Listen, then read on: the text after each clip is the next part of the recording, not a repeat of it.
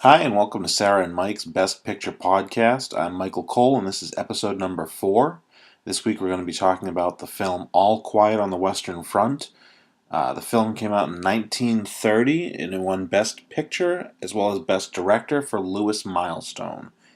For Best Picture, it beat Alibi, The Hollywood Review of 1929, In Old Arizona, and The Love Parade.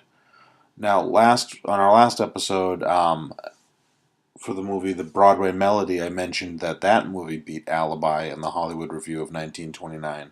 When I was doing this research, I wasn't able to find if one of the um, sites that I had checked was incorrect, or if perhaps the movies were nominated multiple years in a row. I know that the rules weren't always ironed out at that point, so I'm not exactly sure. But I know that both movies were listed for both years through IMDb and Wikipedia. With me, as always, is my wife and co-host Sarah Cole. Hi, how's it going? Um, all right, so let's just jump into it. Okay. Um, so we watched the movie a little over a week ago. It's just been a little crazy getting to watch the movie and record. For those of you who may not know, we have a 2-year-old, so uh, our life is a little bit chaotic with trying to get time to concentrate for 3 hours or so between the movie and a half hour to 45-minute podcast to record. Yeah, especially for recording, we need quiet. Yeah. More. We don't really want him in the background. Yeah, as it is, we just spent 2 hours trying to put him to sleep, so just so we could record this. But we won't talk about him the whole episode because it's not what you're tuning in for. What did you think? What were your impressions of the movie right off the bat? I liked the movie. The beginning was interesting, starting out in the classroom, talking about war, and they were like naive boys, and their only real exposure to, what they thought of the war was through the teacher's lens. Yeah. Which at the end of the movie that was really interesting because he basically comes back and he's, Yeah. upset because it was, obviously really hard to go through. He lost good friends, he lost his mentor, and he gets really upset with the teacher. Yeah. Well, just to give you guys an idea, basically the movie is obviously about World War One. It's told from the point of view of German soldiers. One soldier in particular, Paul, who is played by Lou Ayres. And at the beginning of the movie, the very first scene of the movie is a teacher. I would guess they're supposed to be high school age. Yeah. Between 15 and 18 or so students. And they make reference to them once they're out in the field too. Like, basically the older soldiers are like, oh, these are babies. Right. But the teacher has some idealistic views of what the war is, and and national pride, and they're heroes. And so it's like glamorizing it so that they'll sign up. He sells the students on going to war and really makes it glamorized. And then so you have this opening in which it's very much he's doing a small form of propaganda to them, and then you have the majority of the film in which you see that that's just not the case. People are I would say, well, like unexpectedly getting injured, like not in the usual ways you'd think of. But you see the horrors of war in this movie, even more so than in Wings. I thought Wings was less glossy than I expected. This movie was even more gritty and kind of showed the horrors of war more so even than Wings. Yeah. And then, you have all of that accumulate, and then he goes back on leave, goes to see his teacher, and his teacher is teaching a new class of young students and doing the same thing. And he basically says, like, no, this is not what it is. It's war is awful, and the students as well as the teacher kind of think that he's a coward. Or I don't know if the teacher. I don't know if the teacher saying he was a coward, but they kind of imply he's that also in grief too. Because he comes home, he's to like help tell that his best friend has passed away. Yeah. Well, I'm gonna get into that in a few. I just wanted to kind of go over that idea of it's bookended by these. Yeah, it kind of comes full circle. Yeah. In a way, it shows what he's learned. Yeah. I think that one of the things that I noticed early in the film is so after the scene with the teacher, I think the whole class ends up going off together. Yeah, I think so too. And when they're off, they show them in boot camp, and Wings to me was a really good movie, but it was not what I think of when I think of a modern war movie. And this movie, I thought, I don't know if you've probably haven't seen Full Metal Jacket. No.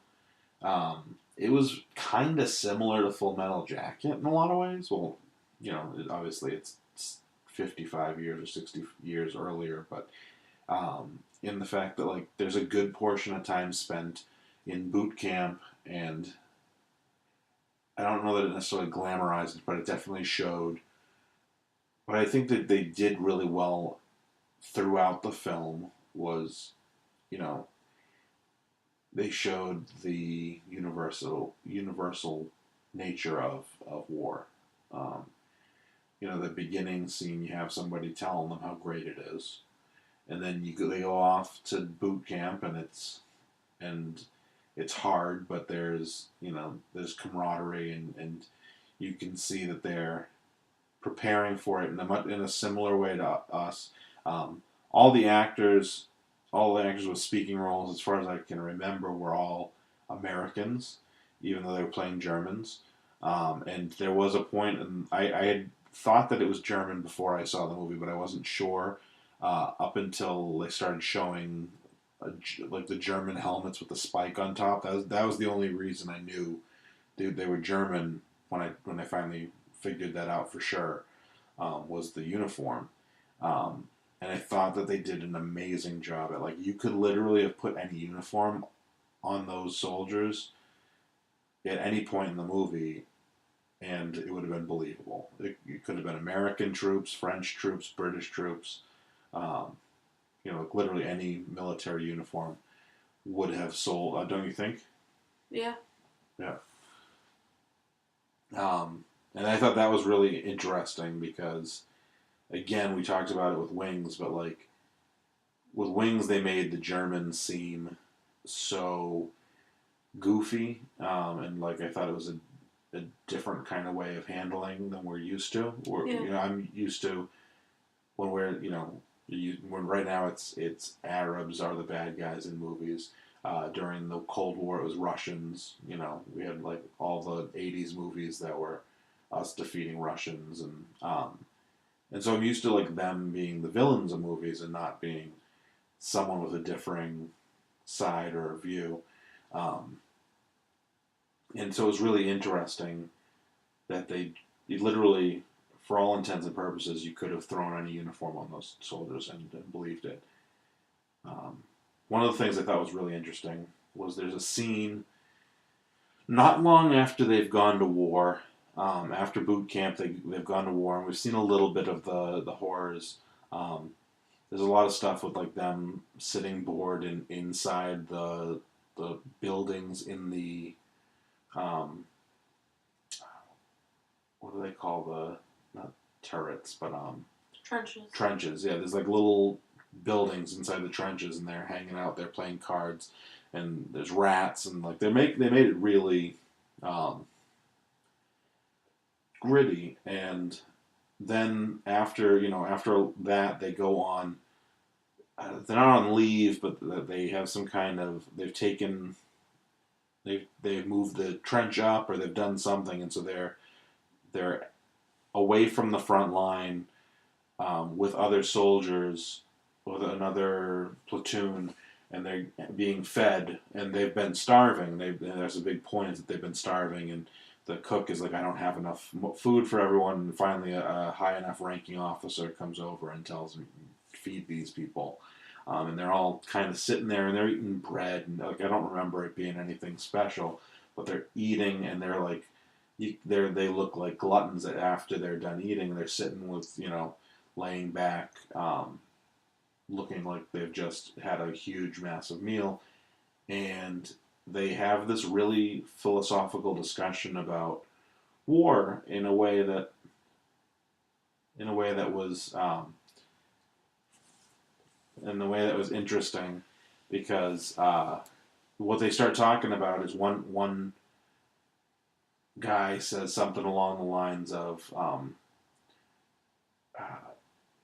how did we get in, how do why I don't want to fight in this war or something, and he says, well, one country offends another country.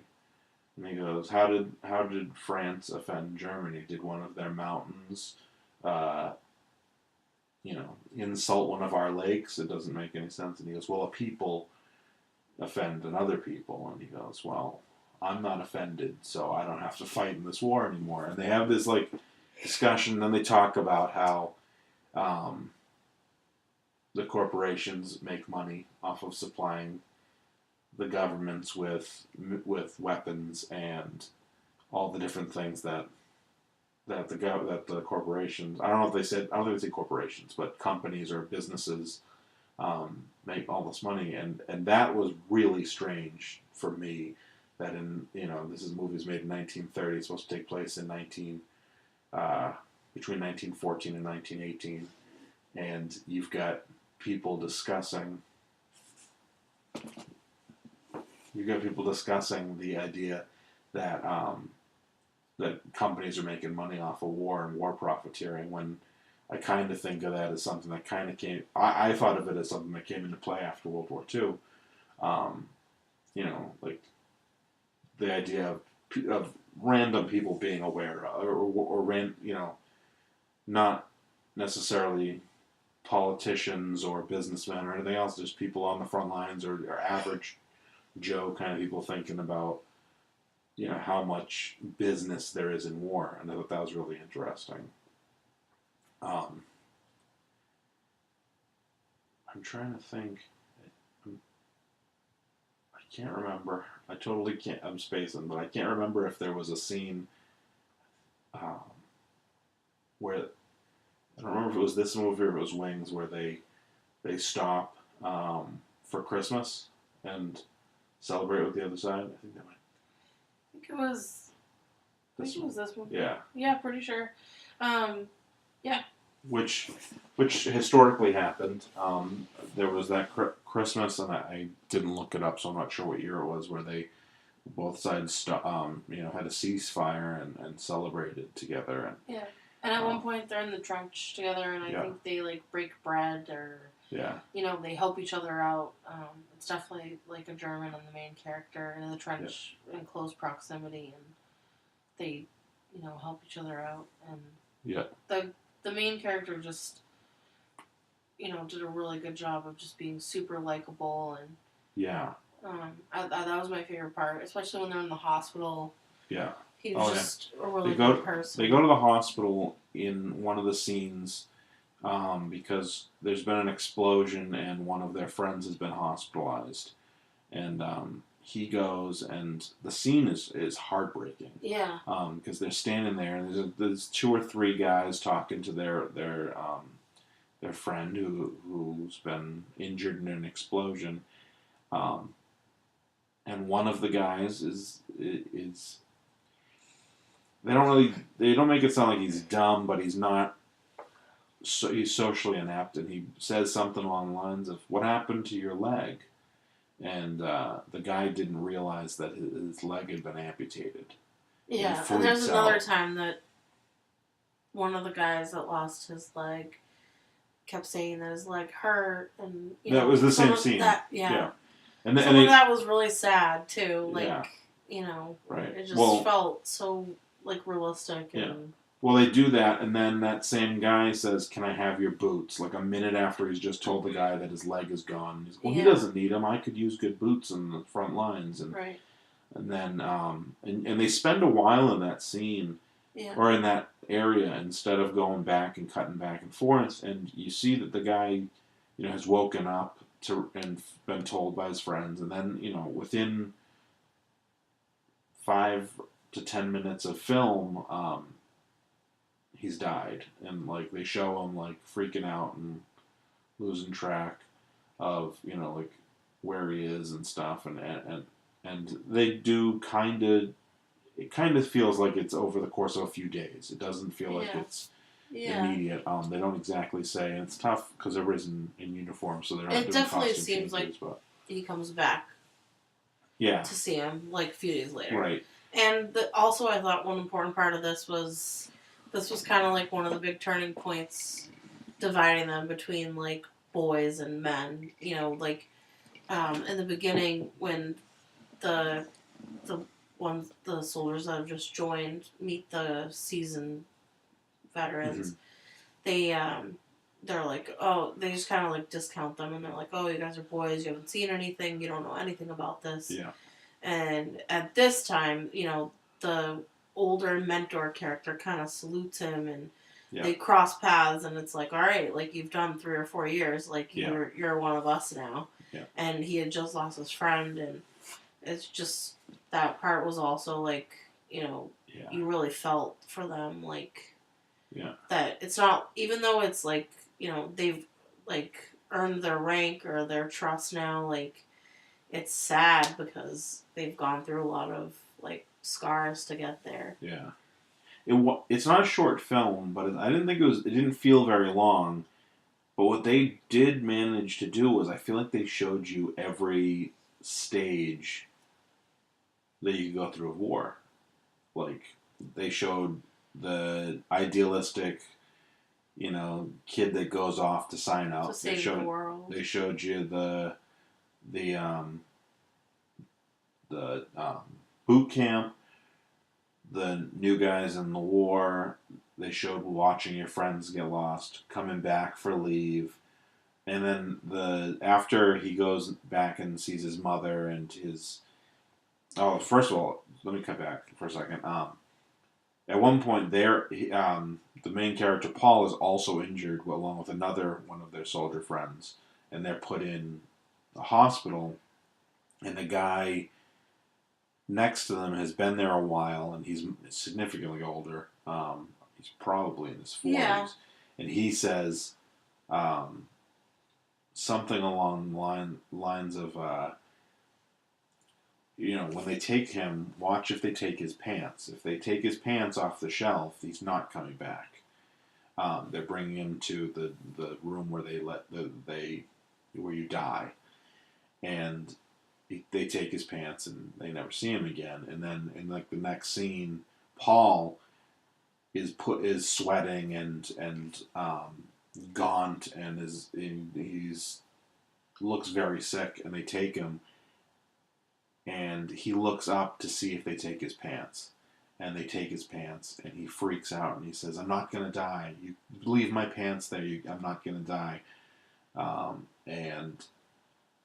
And when he finally, and they take him off against his will, and when he finally comes back looking better, they he says, I'm the first one that beat it. I'm the first one, and he's excited about that.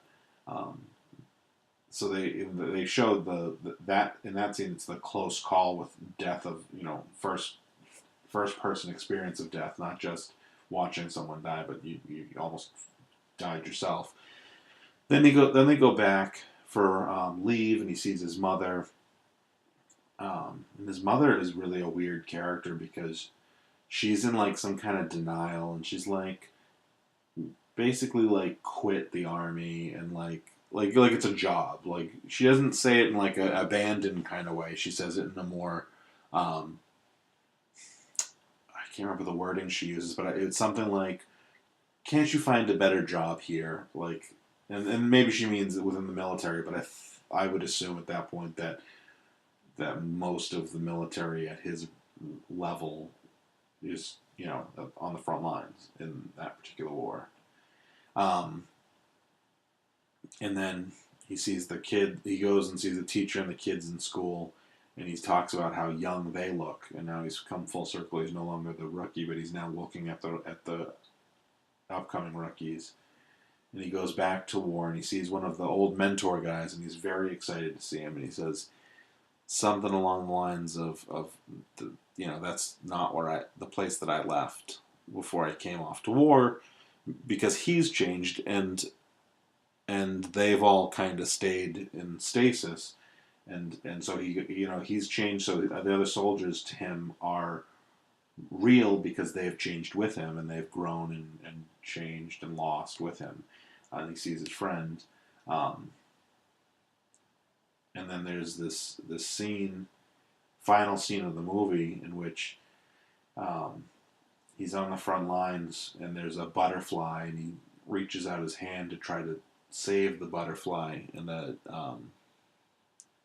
he gets shot and killed. And that's the final shot of the movie, other than the end title card.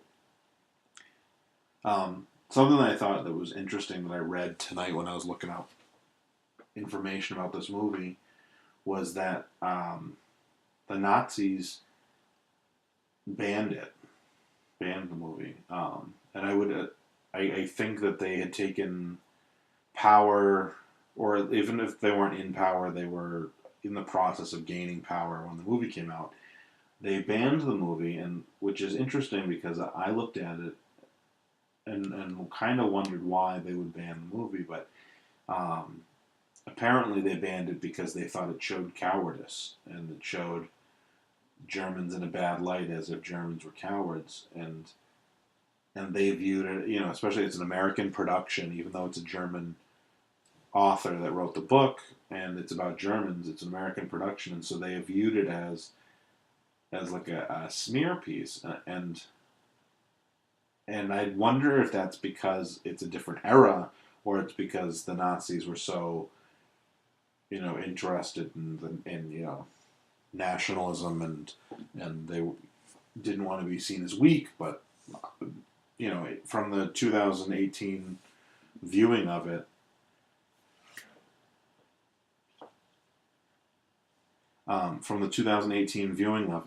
I didn't think that it was. I didn't think that it was cowardice at all. I kind of saw it as a really interesting depiction of it. A really interesting depiction of it, and so I just, did you think of it as coward? Like, I didn't think of it that way. No. I don't think they thought of it that way back then. I don't think all people did. Just I think Nazis, that people that probably. yeah. I think that people there, I think even if you compare like now to back then, I think that obviously there were so many more families and people that like knew someone that was in the military and saw what they went through. Like, I don't know how you could think that if you actually knew someone that went to war, and came back, or even if you lost someone in the war, where I think now, I don't think people feel that way now, but I think that there aren't as many families that are affected as during World War II. Yeah, that's true. I guess I just like, I think that other than a couple of cinematography things, a couple of like the footage looks old, it's black and white, things like that, I actually think most of the acting style and most of the storytelling, I think, holds up. I think that I think so too. I think if you watched, maybe not Saving Private Ryan with like how much intensity there is in that, but if you watched any other war movie that is intense in acting and story, but not necessarily in action, production value action, I think it holds up to any one of them. I think that you would put it up and you go, oh, that's not an abnormal thing.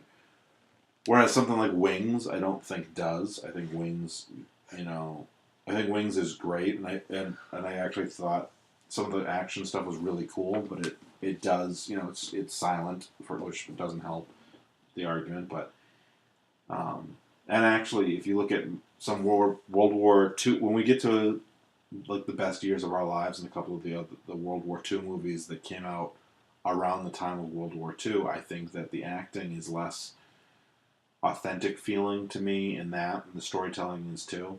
And that could be because, you know, the time detachment, you know, I'm sure any movie made during a war is going to be significantly different than a movie made about that war after that war. Yeah. You know, this was made. Yeah. This is made 12 years, 13 years after the end of World War One, so they had some distance. But when we get to, and I'm thinking specifically of Best Years of Our Lives, which is like 1950, 1940. I think it happened. If it wasn't during World War II, it was like the year after World War II ended. So 46, 7, like that area. And we'll get there, and maybe I'll think totally different because it has been 15 years since I've seen it. But when we watch those movies, I remember it being like, oh, this is almost propaganda. I watched this movie thinking, this is like what we think of now. You know, even post Vietnam. Like Vietnam had its own very different kind of war movies, but for me,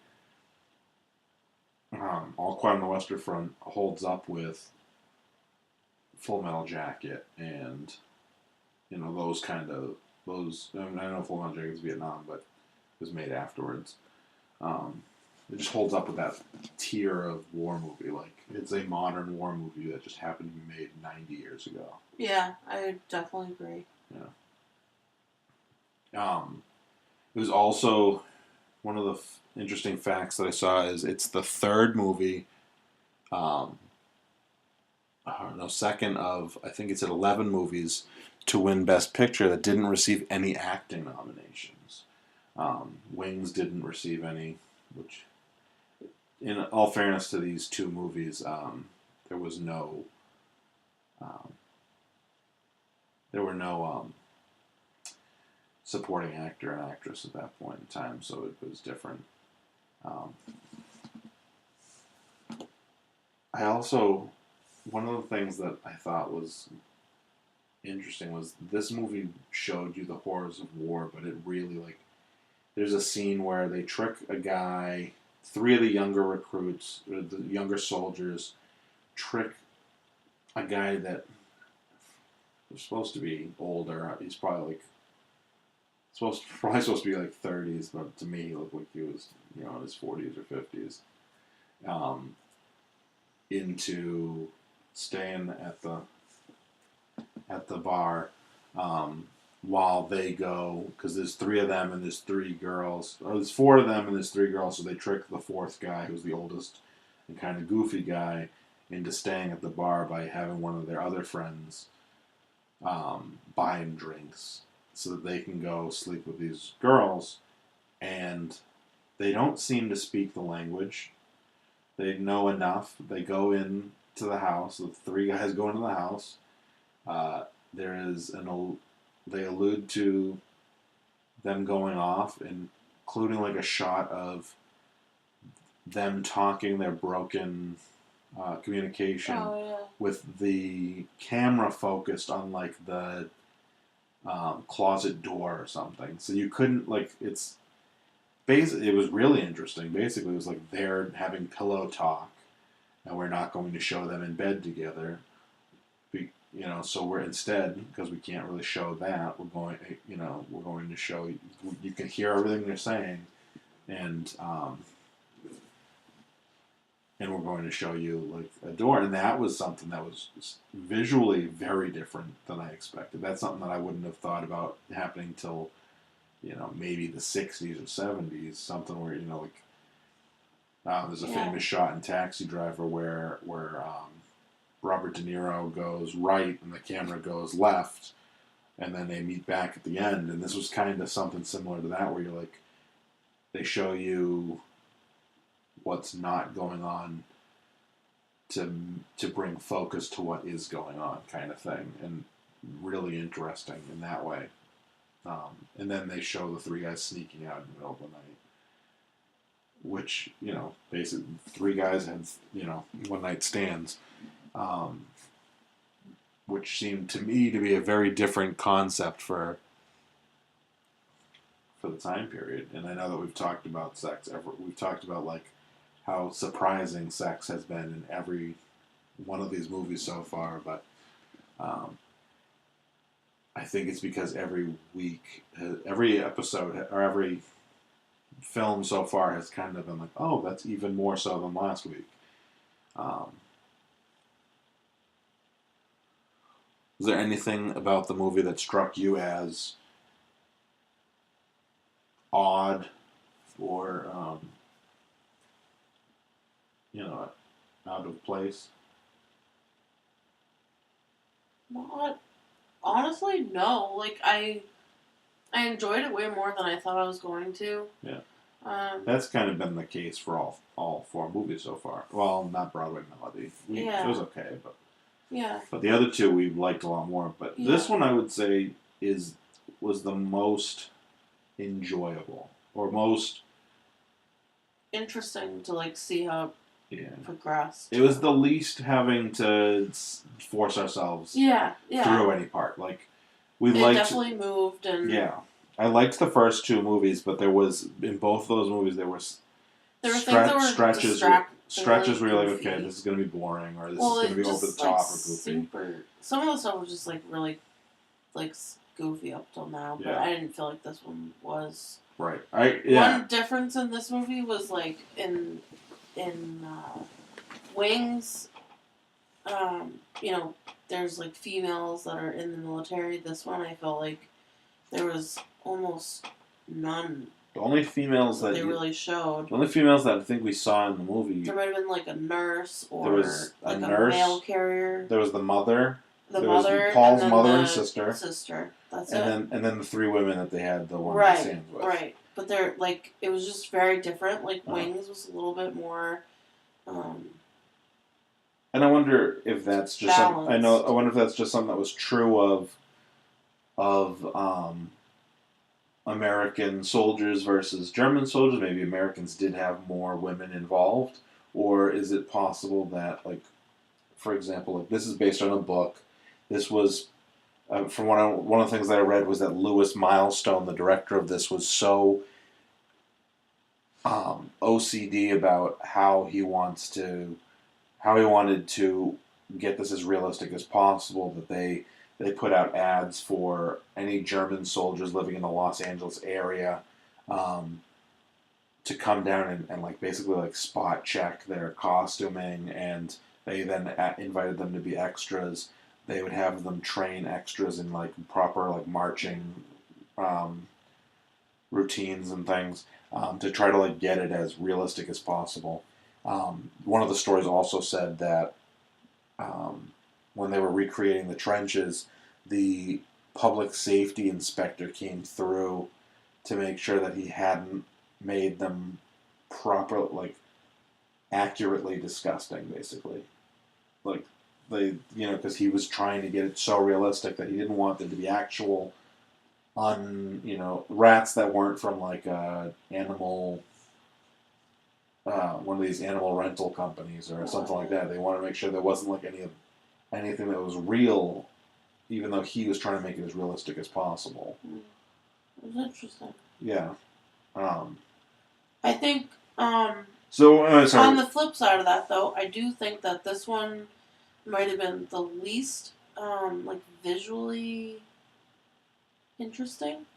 Like, there weren't really many scenes where you're like, and I think that's on purpose, and I think it helps lend itself to like showing the ruins of war. Yeah. But it's like very gray and brown, and even when you're it's a lot of like mud and just not, there really wasn't any like shots where you're like, oh, that's pretty. Yeah. Well, this is the first one that's an adaptation of a novel, and the focus on a novel would be on so much more on story than a lot of other mediums, and I feel like with Wings there was a good story, but there was that production had a heavy focus um,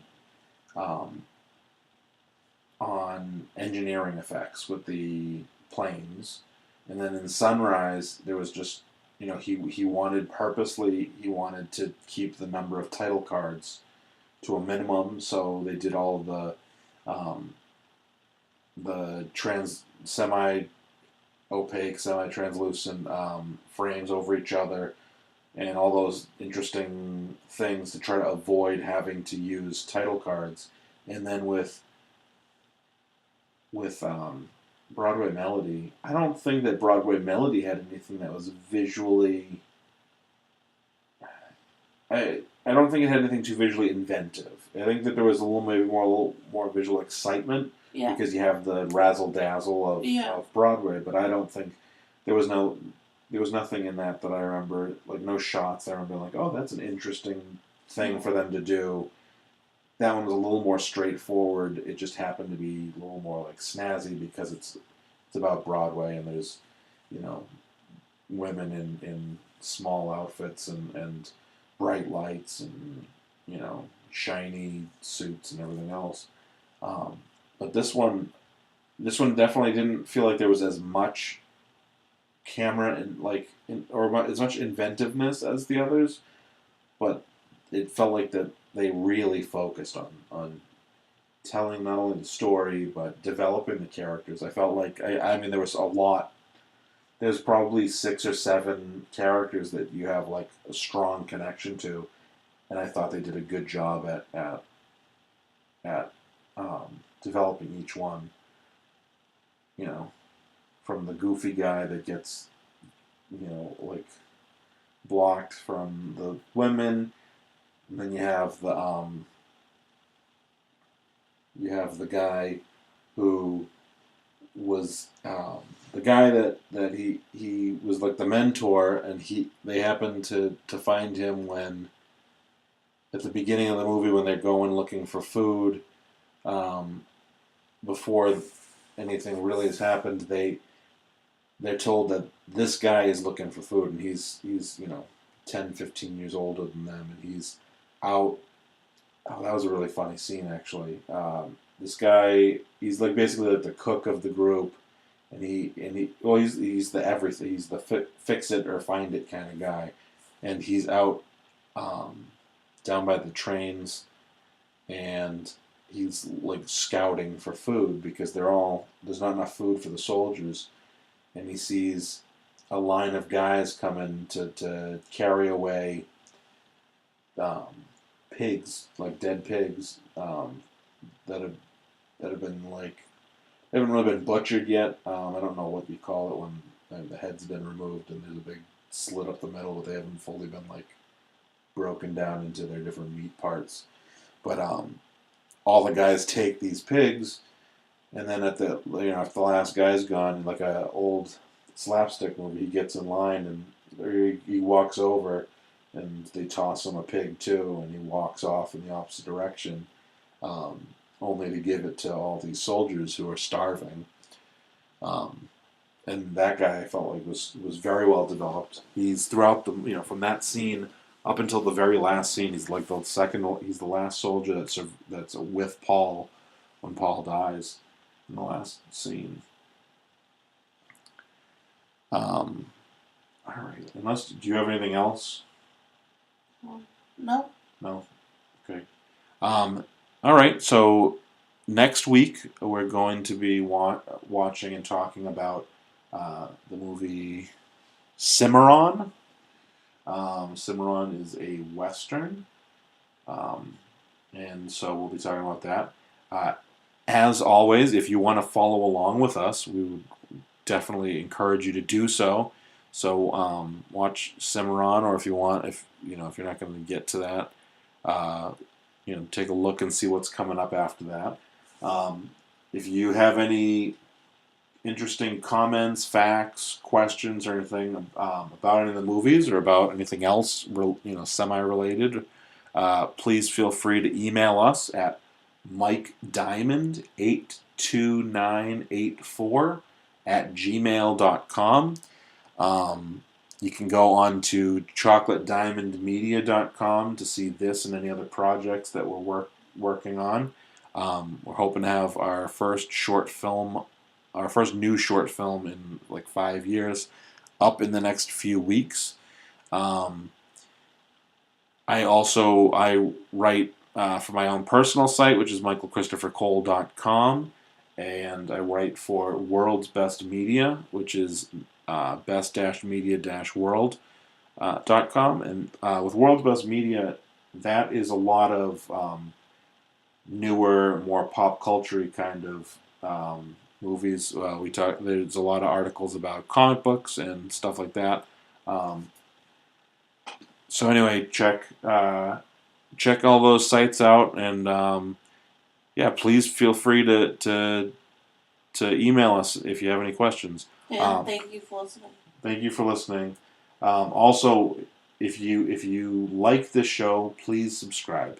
Please do me the favor of subscribing so that we can keep our listenership up.